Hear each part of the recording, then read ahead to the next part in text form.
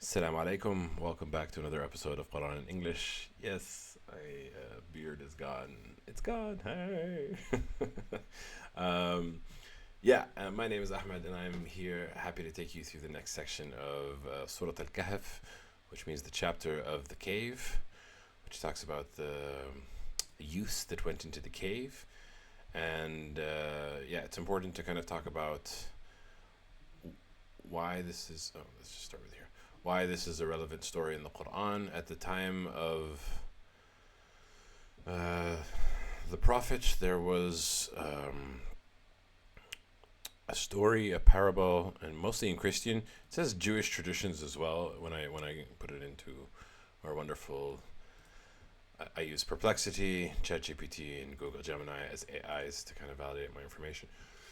And it says that there was a myth in the Christian culture about the seven sleepers of Ephesus that were fleeing persecution of the Roman Emperor Decius, and they had near the cave, and that there was an inscription on them, so that the people had known that they had come back after some time, and there was a big story about them, and we're going to cover that story in a bit more detail. We touched upon it in the first section, but now we're going to get into it in a bit more detail. But before we get into it, I must always give the disclaimer that I am not a Quranic scholar, nor am I an Arabic linguist. I have not studied the Quran. In fact, for a lot of the Quran, this is my first read through of the Quran. Not this chapter. I've read this several times because I love this chapter. It's very cool. But for most of the Quran, I'm discovering it with now and sharing my discovery with you. So I'm not claiming to be an authority on the Quran, but I'm sharing my best understanding and trying my best to understand it as I know it to be fit. And I'm approaching it from the Quran perspective, not from the Hadith at this point in time. I'm just trying to look at the words and see what I get from them. And two is I'm not an Arabic linguist. I didn't study the Arabic language beyond school, but I do speak Arabic and I am fluent. It is my mother tongue. But thankfully we have all these wonderful translations that are available to us. That's all the warnings that you need. Thank you for watching, and let's get into it. أعوذ بالله من الشيطان الرجيم. بسم الله الرحمن الرحيم. And off we go. وترى الشمس إذا طلعت تزاور عن كهفهم ذات اليمين وإذا غربت تقرضهم ذات الشمال وهم في فجوة منه ذلك من آيات الله من يهد الله فهو المهتد ومن يضلل فلن تجد له وليا مرشدا.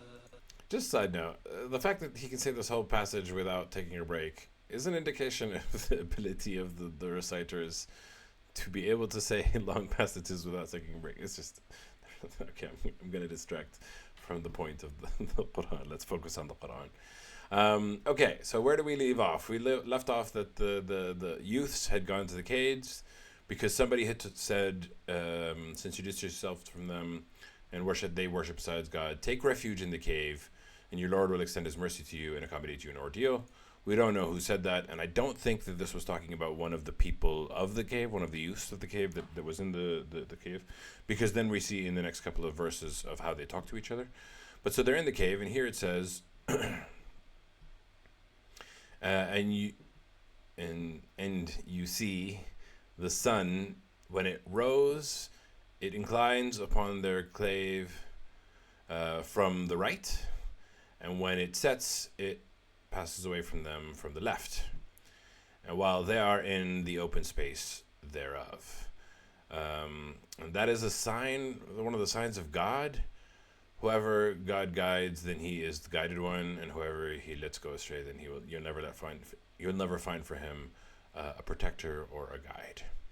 Now here there's a small footnote that says they slept in the open space, fresh air blew through the cave, but they were protected from the heat of the sun. I don't think this is an accurate translation of it, and primarily over the next verse. But let's think about what this verse is saying. It's saying when they were in the cave, the sun rose from the right and set in the left, and they were in an open space. And in that is a sign. And I struggled with that being a sign, right? And I think to explain the sign, I kind of want to go into the next verse to kind of talk about why I don't think that they were avoiding the sun. and I'll say it in a second. But let's get into the next verse, and then I'll talk about both in one go. وتحسبهم أيقاظا وهم رقود ونقلبهم ذات اليمين وذات الشمال وكلبهم باسط ذراعيه بالوصيد لو اطلعت عليهم لوليت منهم فرارا ولملئت منهم رعبا. Okay. So, first thing it says that's kind of terrifying is, and you would think them awake while they were asleep.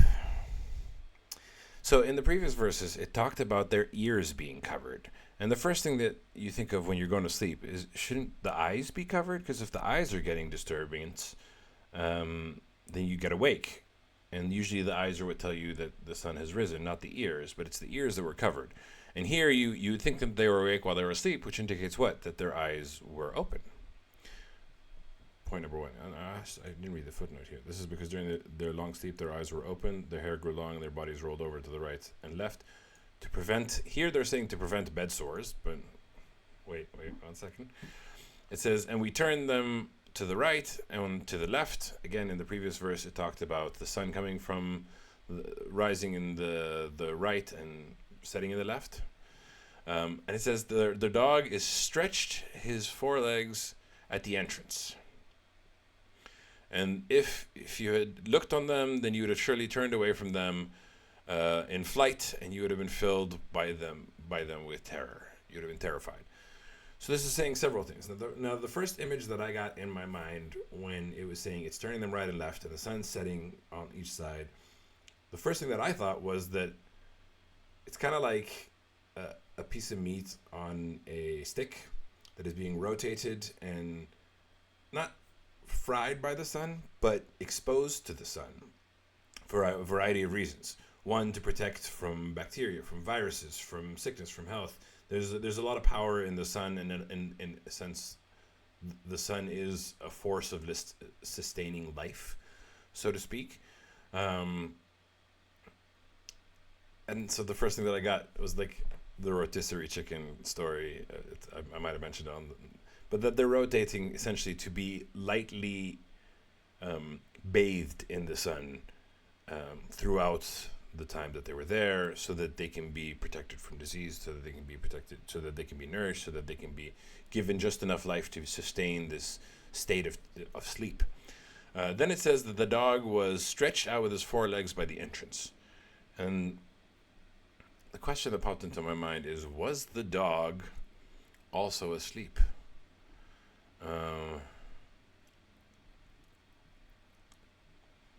Yeah, it just says we made firm their hearts, and if they stood up, they said, no. Oh, okay, all right. Let's focus on what we're having. Is the dog asleep as well?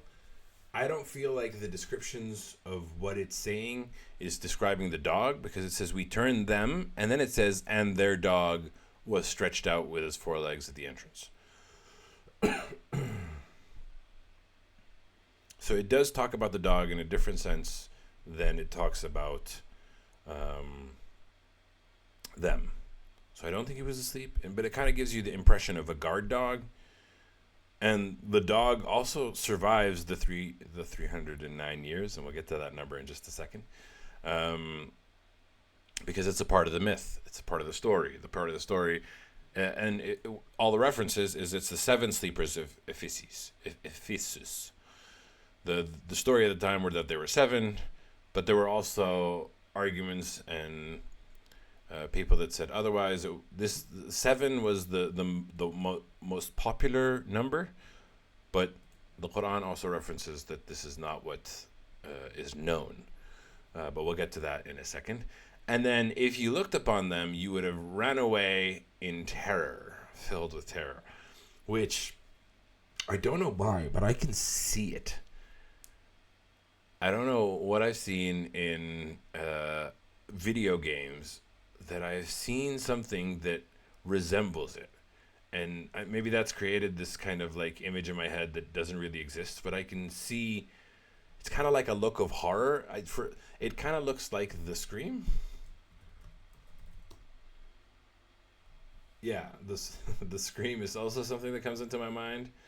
With like the um, that's partly it, but it's not exactly it. There's something, yeah.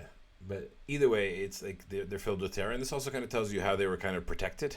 So maybe people had come to the cave and found them, but then they ran away terrified, saying that there's a monster, there's a something, stay away, and everybody that came was terrified and walked away.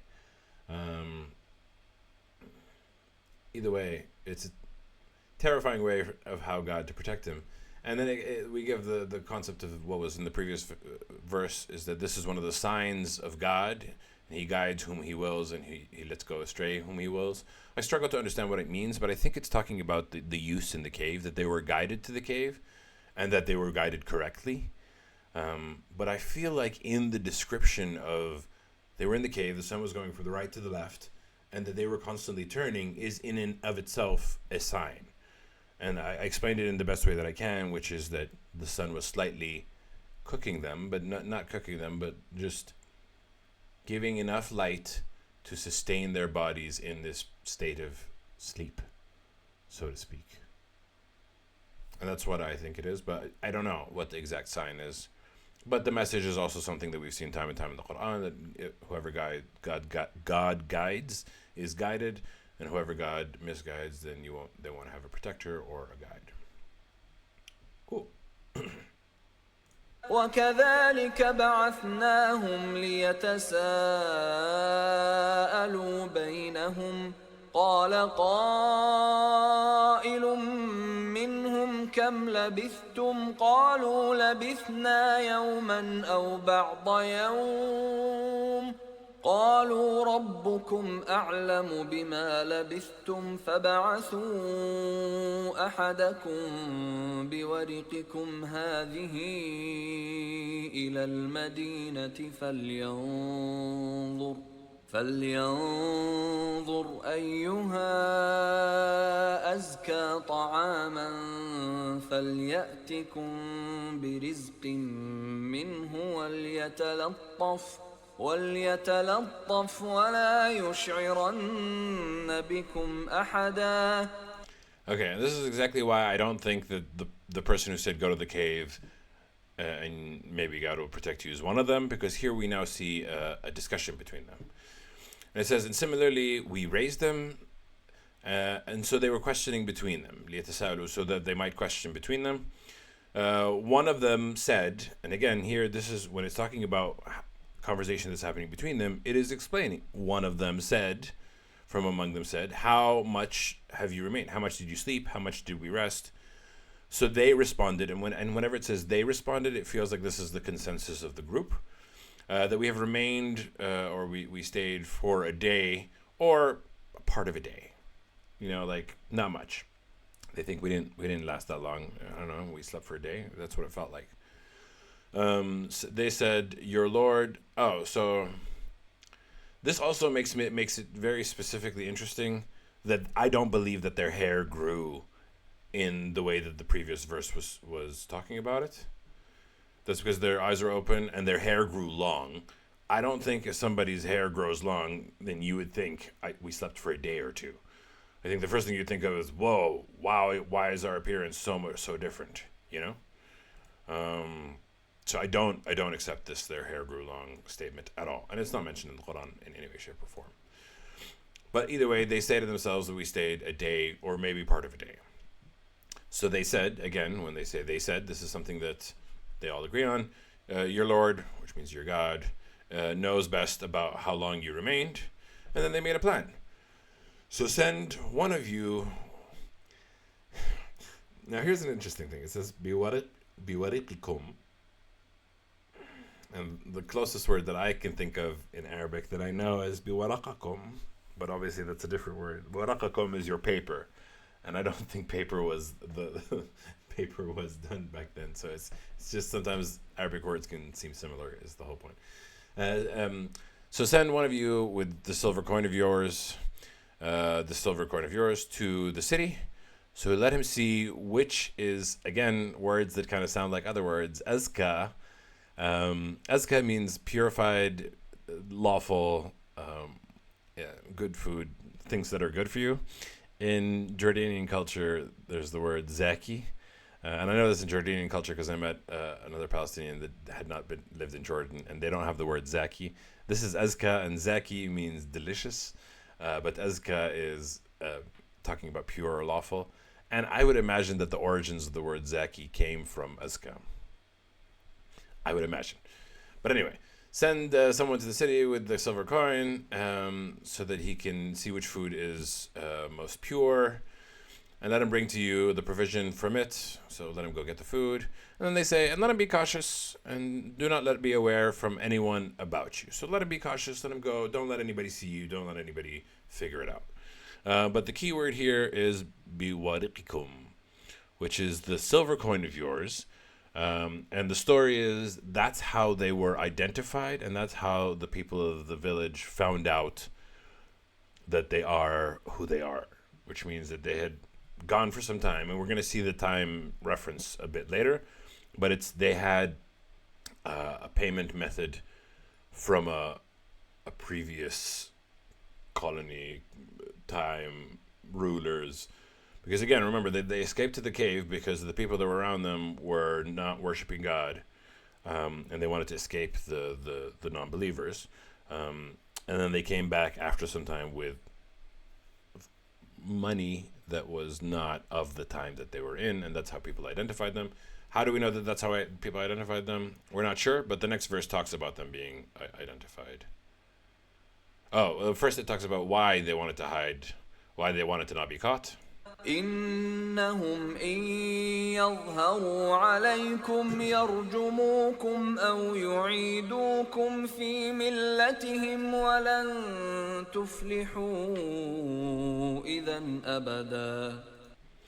No, relax. It's okay. No, it's okay.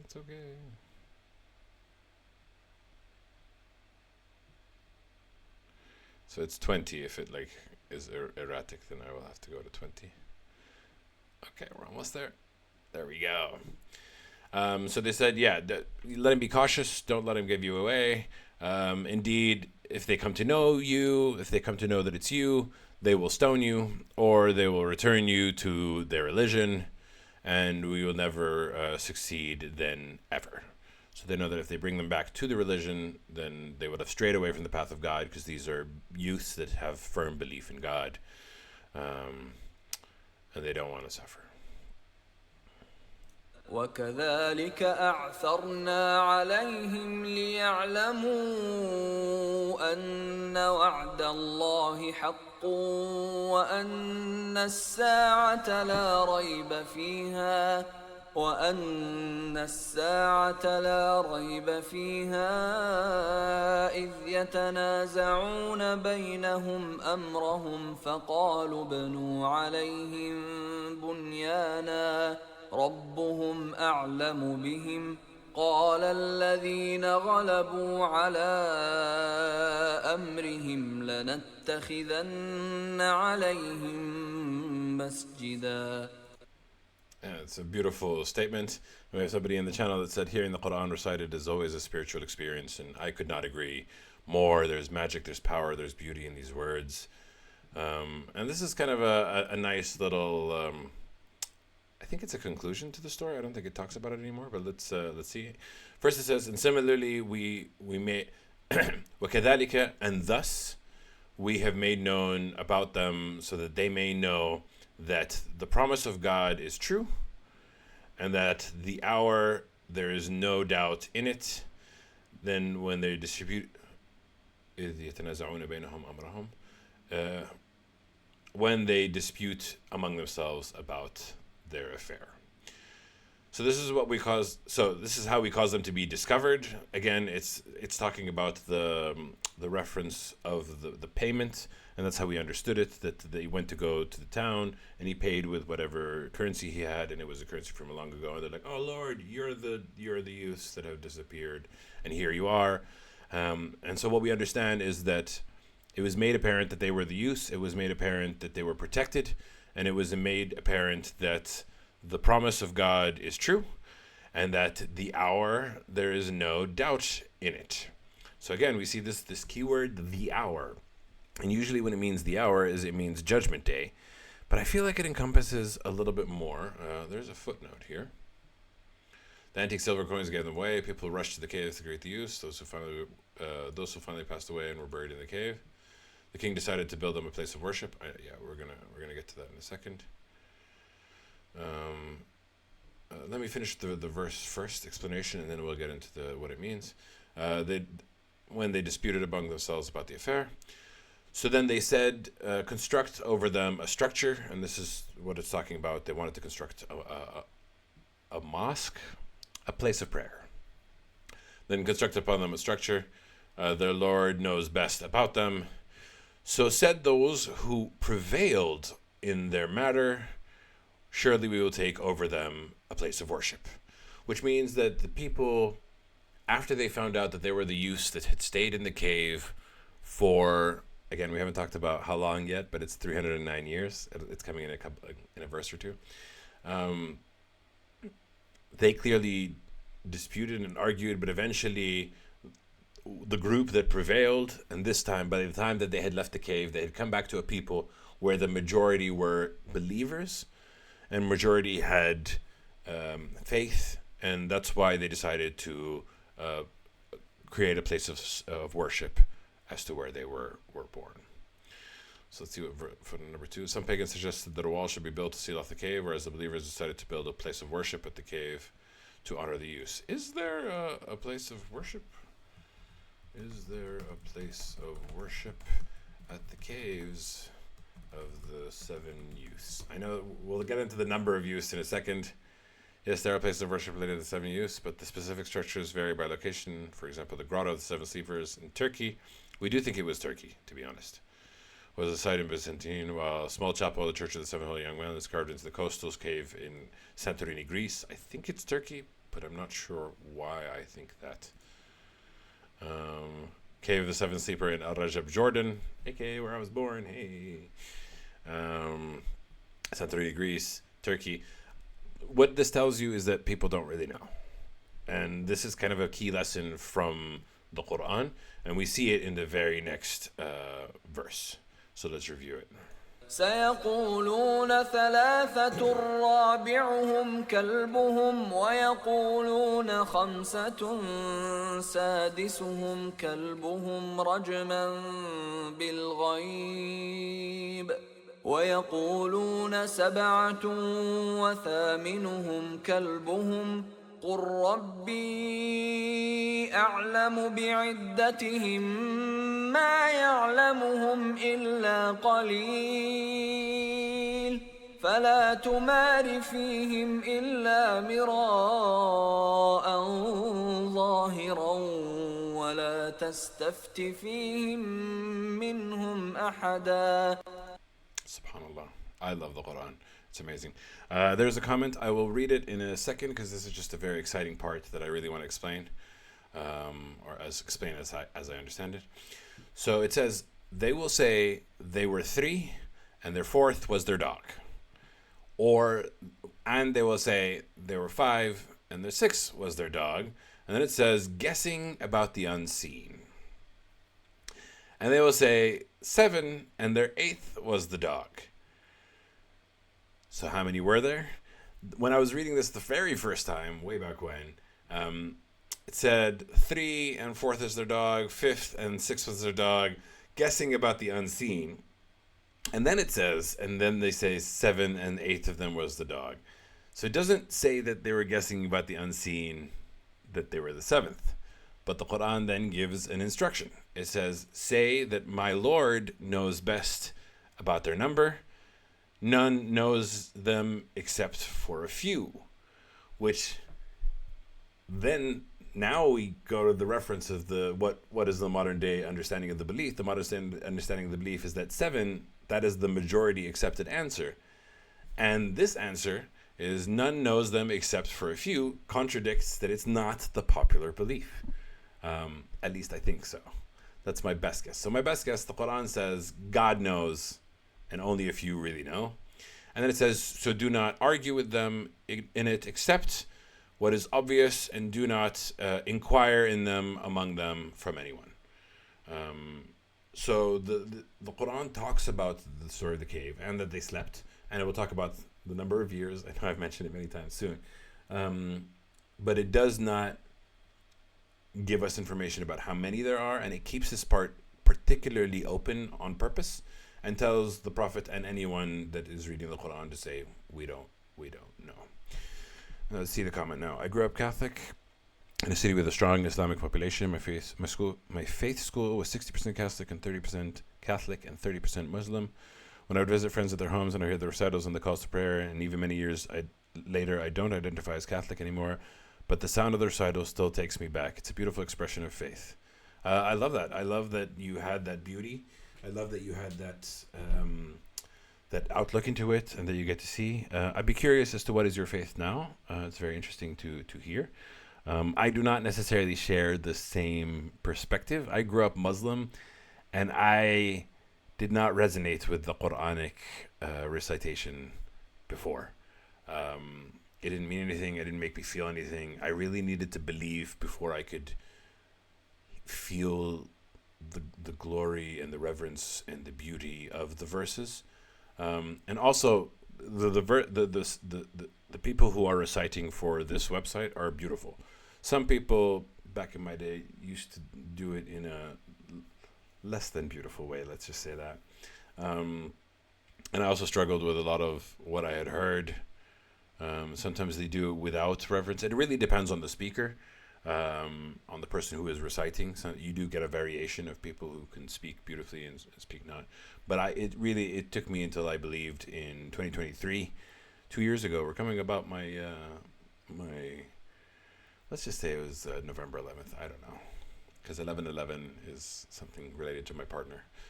Either way, it is now immensely beautiful. It is now immensely powerful, and I love it. Does it now say what? Okay, it gives more instruction about. Oh no, it gives instruction about something in general, which is very cool. I love this instruction. ولا تقولن لشيء إني فاعل ذلك غدا. Explaining this verse, I'll just say the words, but then we need the next verse to understand what it's saying. Do not say to anything that I am indeed doing that tomorrow. And we'll see the next verse.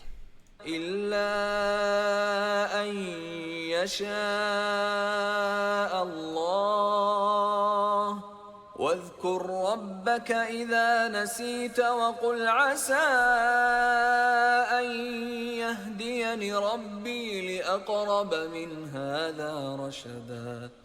Also, it has a very beautiful prayer. So it says, do not say that I am doing that tomorrow, except if God wills. And here, if you can combine the three of those words together, you get the expression Insha'Allah. Here it says in Yasha Allah. But this is more formal. In informal Arabic, we say it Insha'Allah. And you hear Insha'Allah quite a lot. But what is this verse saying? It's saying, don't say you're going to do something tomorrow without saying Insha'Allah, which means that I plan on doing it, but if God wills it, then it will come forward and come true. And a prime example can be seen in this channel. On Friday, I told you guys I'm going to record tomorrow with Safa, Insha'Allah.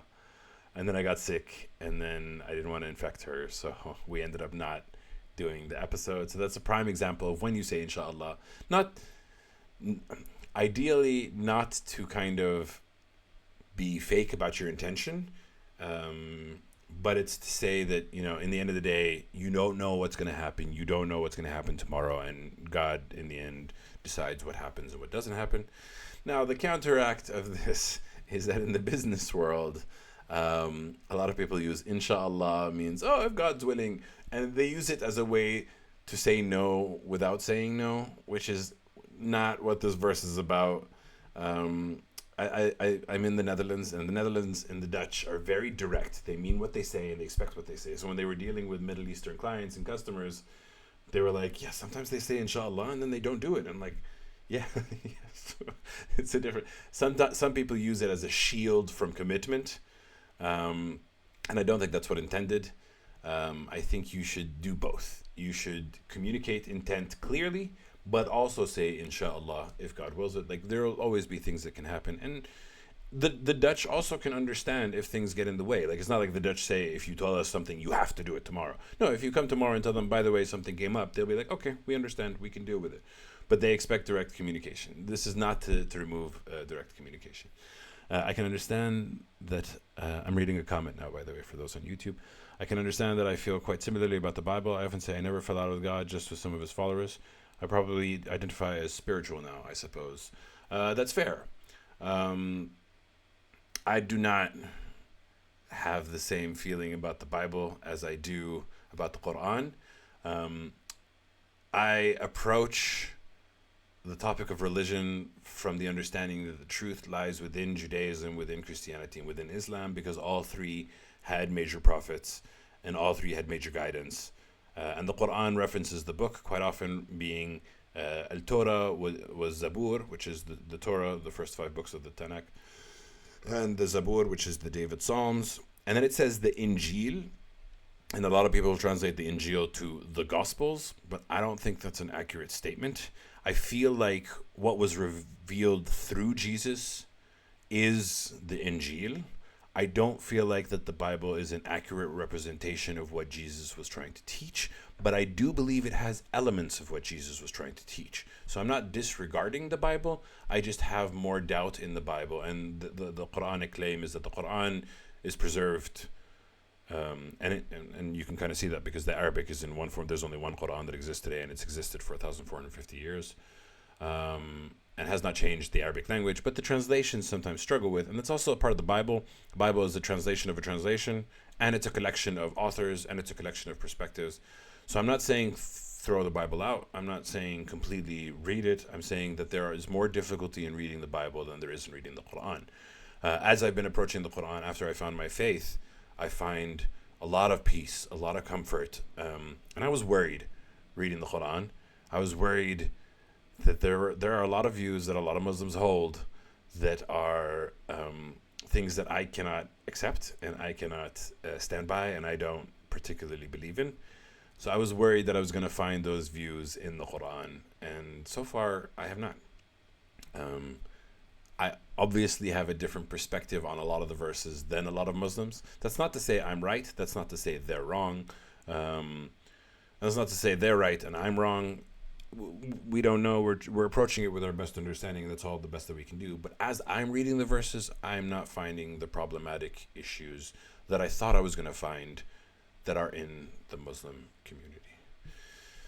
Okay, and we diverged a little bit from inshallah, but we continue. And it says a beautiful prayer. It says, and remember your Lord, or mention your Lord. And remember your Lord if you forget. And say, Asa an yahdiyani Rabbi li aqraba min hada rashada, which means perhaps that he will guide me, that my Lord will guide me nearer than this in guidance.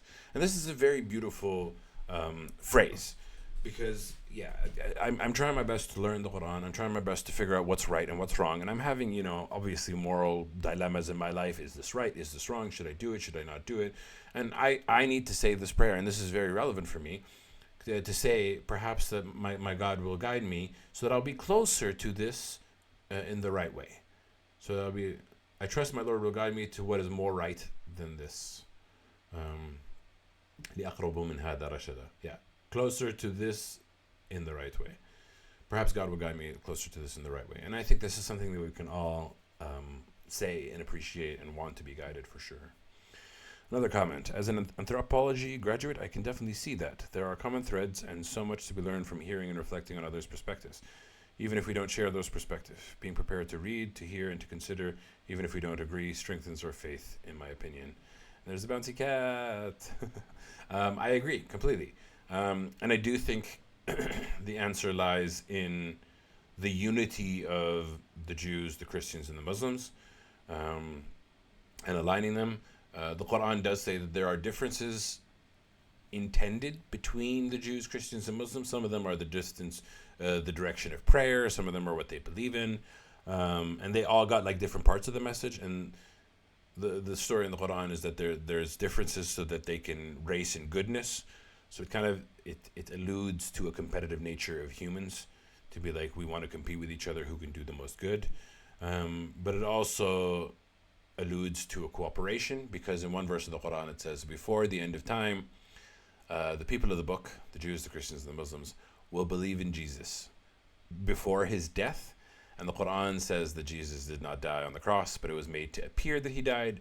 But the Quran and the Christians agree that Jesus ascended to heaven. But the Christians say that he ascended after he died and resurrected. The Quran says that he didn't die. It doesn't mention his resurrection, but he says that he didn't die. It just says that he wasn't crucified, but it was made to appear that he was crucified and that he was ascended, which indicates that if he didn't die, that he's going to come back, and that the people, the Jews, the Christians, and the Muslims, are going to believe in Jesus before the end of time. So there is also unity between the three in the Quran, and the Quran is a prophecy. That's why the Prophet Muhammad is a prophet. So I do think that the answer lies in all three, which is very nice. But this is a beautiful, beautiful phrase, and it made me think that I want to kind of record all of these little prayers. But I think that's maybe a project I do at the very end. For now, let's focus on what we're doing. And here's the time for how long they lasted in the cave. ولبثوا في كهفهم 300 سنين وازدادوا 9. Okay, interesting. All right, let me see what it says. It says they remained in the cave 300 years and add 9. Okay, several things are being said here. I'll tell you what the main understanding of these verses are. The main understanding and the scholarly acceptance of the verse is that 300 and add 9 is the difference between 300 solar years and the number of lunar years that you would have in it. So a lunar year follows the cycle of the moon, and a lunar year is less than a solar year by 11 days. So the Chinese calendar, the Muslim, the Arab, the Hijri calendar, moves forward in time 11 days, because it's 11 days shorter. So the Muslim New Year, for instance, moves 11 days forward. The Chinese New Year moves 11 days forward. That's how it goes.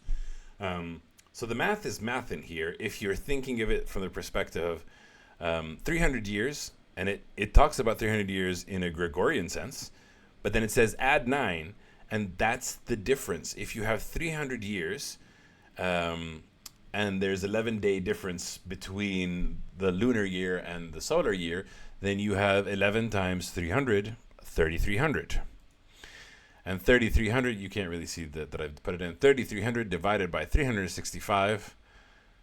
I'm obviously not putting a quarter.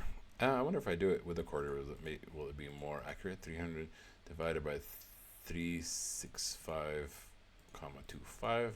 It's comma in the Netherlands. It's idiotic that they put a comma instead of yeah, it's closer. Either way, it's 9 years roughly, the difference between them. Yeah, give or take a margin of error. So most scholars agree that this is talking about the miracle of the mathematics of it all, which is kind of impressive. But yeah, now it's a very simple math equation to kind of figure out what the difference is between the two. We have calculators. We know that there's a difference between 11 days. So this is the main story. Here you see 300 years in the Gregorian calendar equal 309 years in the Islamic lunar calendar. And that's kind of the main posit. As I was reading a review of it from, I think, one of the AIs, they were saying that it has kept these numbers ambiguous on purpose. Like it says the number of people, youths in the cave was kept ambiguous. That was very clear. And it says the number of years were kept ambiguous. I don't think that's the case. I accept the wildly understood premise of it being 309 lunar years, which equates to 300 years of a solar calendar, a Gregorian calendar. Pretty cool, eh? Math. We love math in the Quran. قل الله أعلم بما لبثوا له غيب السماوات والأرض أبصر به وأسمع ما لهم من دونه من ولي ولا يشرك في حكمه أحدا. And the Quran in the next verse tells me that I'm wrong. Not wrong. I'm saying wrong because the understanding is that it's 309 lunar years versus 300 solar years.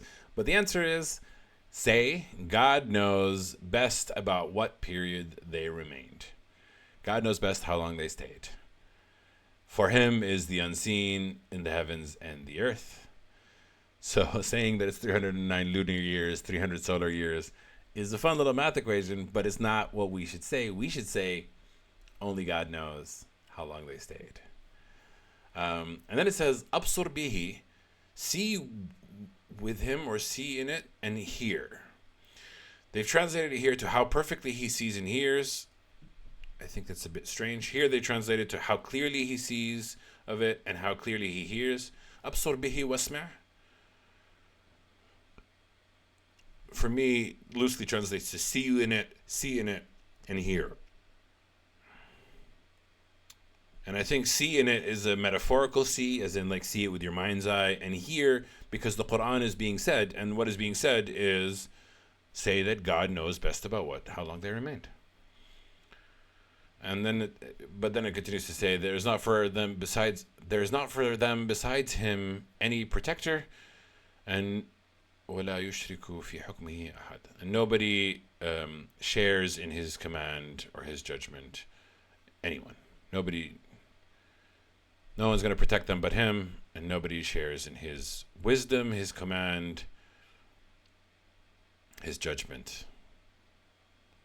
They have no guardian besides him, and he shares his command with none. He shares his command, his faith, his justice with none. Yeah. Cool. واتل ما أوحي إليك من كتاب ربك لا مبدل لكلماته ولن تجد من دونه ملتحدا. Okay, and we get into a topic that we have brought up many times, and I don't have an answer to, but we will discuss it. And recite what has been revealed to you from the book by your Lord. Revealed to you from the book by your Lord. There's no one can change his words, and never will you find besides him a refuge. Several things I thought of when I first said this. First, it says, reveal and say what has been revealed to you from the book. So the book said, we don't know how many there are. We don't know how long it was. Even though it says 300 years, add 9. We don't know how, say that the book says, say we don't know. Only God knows how long they stayed. And here it says, say what has been revealed. Oh, so this is the word revealed. Uhiya is different than unzil. When in the Quran we talk about unzil a lot. Unzil means sent down. Uhiya means revealed. Which is very interesting. So it says, say what has been revealed from the book, from your Lord. And if you have been following this channel for quite some time, the book refers to the Torah, the Gospel, the Zabur. The Torah, the Zabur, the Injil. Torah, first 5 books of the Tanakh. Zabur, the David Psalms. The Injil, which we translate to the Gospels, but I don't think it's the right word. And the Quran. And there is no one can change his words. And this is why a lot of the Muslims believe that the Quran cannot be changed, because the Quran says that about this. We know that for sure the Quran is the kitab. But we also know that the Quran references the kitab as the other books as well. And it says here that nobody can change his words. And you'll never find besides him a refuge. So does it apply to the Torah? Does it apply to the Psalms?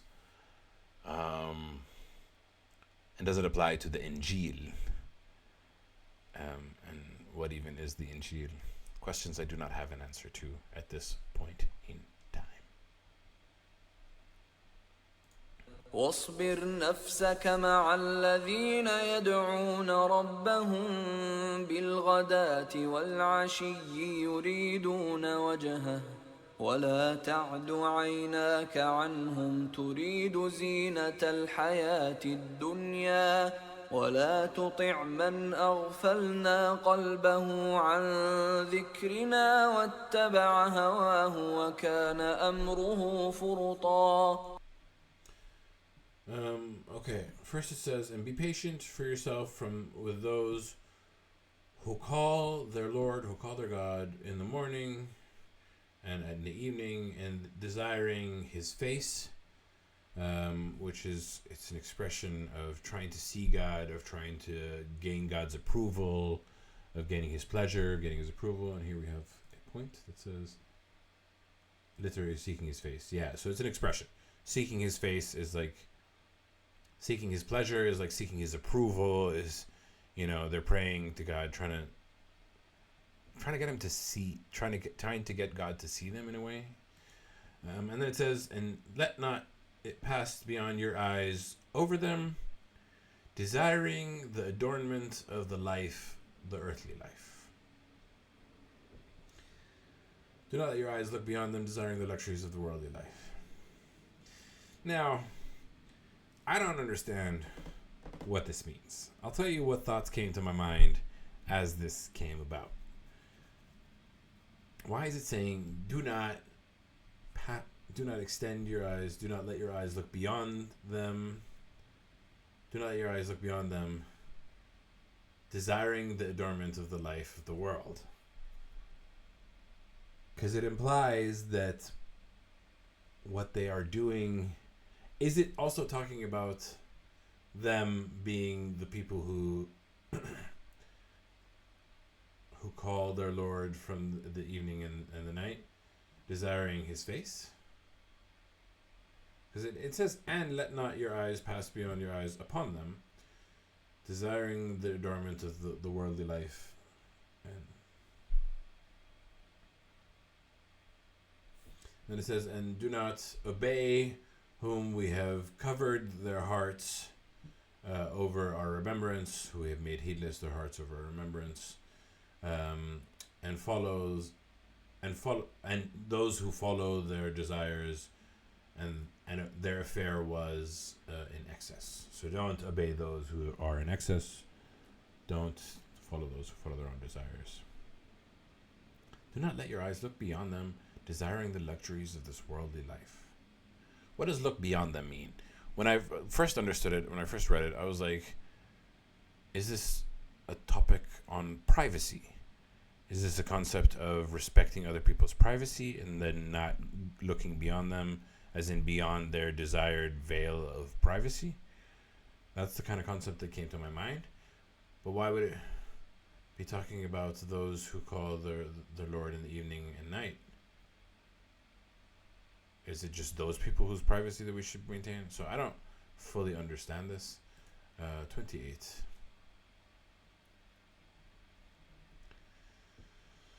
Okay.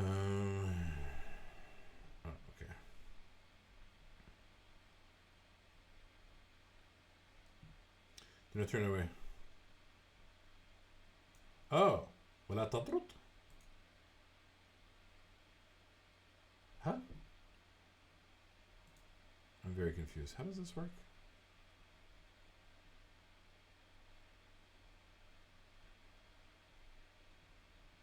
Yeah.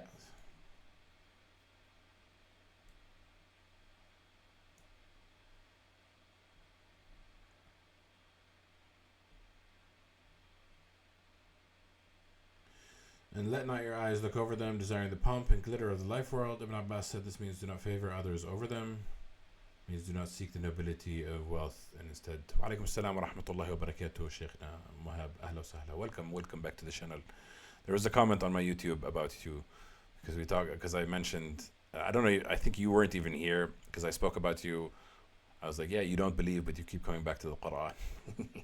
You keep arguing with me about the Quran, which I love. And it's like, look, And the person who made a comment on YouTube was like, yeah, I also keep coming back to the Quran, and I keep coming back to it, and I keep being drawn to it. And there's a spell put upon you, Mohab, but also you love me and you want to see me in my thing. So the explanation that was read in the tafsir, and do not pass your eyes beyond them, desiring the adornment of the worldly life, meaning that those who worship God in the morning and in the evening, seeking their pleasure, don't look past them. There is no spell. I'm here to support you, sir. Ahla wa sahla. Welcome to my support, and welcome to arguing with me about Quran whenever you want. You have a funny way of supporting me by debating me on the Quran, which I love. So the idea is that those who are praying morning and night, seeking the faith of God, don't look beyond them. Don't discount them, and don't be distracted by the adornment, the beauty of life, and don't obey those whose hearts have been blocked against our remembrance and their desire. And it was in this affair in excess. Yeah. وقل الحق من ربكم فمن شاء فليؤمن ومن شاء فليكفر إنا أعتدنا للظالمين نارا أحاط بهم سرادقها وإن يستغيثوا يغاثوا بماء كالمهل يشوي الوجوه بئس الشراب وساءت مرتفقا. It's funny that you come into the channel, Mohab, and then the first verse that I'm covering is the one about hell, because you complain, why does it talk about hell so much? And I'm like, well, you're reading the whole passage, you're learning a different lesson each time, and they have to include it just so anybody takes one of the passages, they can see that this is mentioned there. But you came at the perfect time. But every time I come, someone is burning in hell. Exactly. But here's what the Quran is. This verse is specifically saying as well. It's saying, and say, the truth is from your Lord, from God. So whoever wills to believe, whoever wills, let them believe, and whoever wills, let them disbelieve. And therein lies the beauty of the Quran. The Quran is validating you and your ability and your choice into whether you believe or whether you don't want to believe. And indeed, we have prepared for the wrongdoers a fire that will surround by them its walls. A wall of fire. That's kind of terrifying. And they'll be surrounded in hell, and they cannot escape. And if they call for relief, they will be relieved with water that's like molten brass, which scalds the faces. It is such a dark visual. What a terrible drink, and what a terrible resting place, and what an evil resting place. What a terrible place to rest. What a horrible drink and a terrible place to rest. Pretty bad. Creative fire today, yes.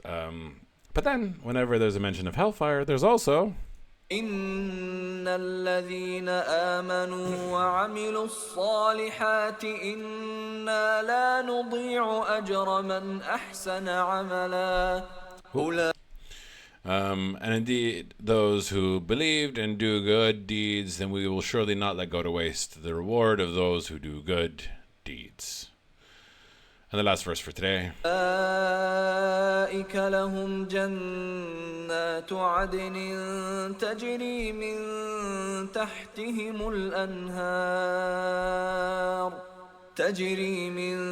تحتهم الأنهار يحلون فيها من أساور من ذهب ويلبسون ثيابا خضرا من سندس واستبرق متكئين فيها على الأرائك نعم الثواب وحسنت مرتفقا. Just FYI, it had one verse on hell and two verses on heaven. Just saying. But this is also a beautiful description of heaven. It says, those for them are the gardens of Eden, the ones who do good and believe and do good deeds. Those for them are the gardens of Eden. It flows from underneath it the rivers, which again, water is a sign of life. Flowing rivers is a sign of life. They will be adorned in it with bracelets of gold, and they will wear garments that are green, of fine silk, and heavy brocade. And I didn't know what the hell brocade was, so I Googled it. Let's give you images, and it looks pretty. It looks gorgeous. At least we're gonna be dressed beautifully in heaven. Is the statement, which I love. As the colorful person that I am, I love the prettiness of it all. And you're gonna be wearing gold and also dressed in green. That's a very interesting one. Thiyab khudra. Wear green garments of fine silk and rich brocade. I wonder what that means. And I wonder why the significance of green. And it also kind of indicates as to why the flag of Saudi is green, for example. Flag of Pakistan is also green, which, by the way, Pakistan and Saudi signed a co-defense pact. Sign of the times. There's a comment. I'm worried. I'm watching a documentary about the terrorist attack that happened in Barcelona in 2017. I know they are extremists and whatnot, but it is the definition of evil. I don't know that. I don't know that specific terrorist attack, but I would imagine any terrorist attack is absolutely evil, 100%. Which kind of brings to the concept of ISIS. ISIS were claiming to be fighting in the name of Islam, and taking some passages that we have covered already. It has a wide context to say this is what we're supposed to do at all times, and like wildly misusing in the Quran, and they absolutely were evil. And it's funny that ISIS existed, the entire world hated the Muslims. Israel and the IDF exist, and then they're hating the Muslims even harder now. It's kind of like, what? Obviously, there's also Jew hatred, and I don't want to encourage Jew hatred on the channel. The Jews are obviously our brothers and sisters. But there's a separation from Jews and the state of Israel. But let's not get too technical. That's a lot of things that we have. Either way, we're going to be wearing green silk and heavy brocade, and we're reclining in it on adorned couches. And I just like it. Just seems like a cool place to hang out. Just hanging out, relaxing. It's pretty. It's cute. It's gorgeous. Obviously, a part of me wants the setting to be a modern day setting because that's what I'm familiar with. But if you put me in like old time Arabia with like some couches, some pillows, some gorgeous clothes, like if I was in a period piece of like the way back whens, and you feel like you're in a fairy tale, I kind of like that a bit better than I'm wearing clothes in the 21st century. Like I've lived through this life. I'd rather be a little bit dolled up, a little bit glamorous, a little bit fancy, and gold bracelets. I'm looking forward to that. What an excellent reward, and what a good resting place it is. Well, that's the last verse for today. Yeah, I think we were just under an hour mark. Thank you guys for watching me. I appreciate you, and I'll catch you guys tomorrow for the next section. Ma salame. Love you. Bye.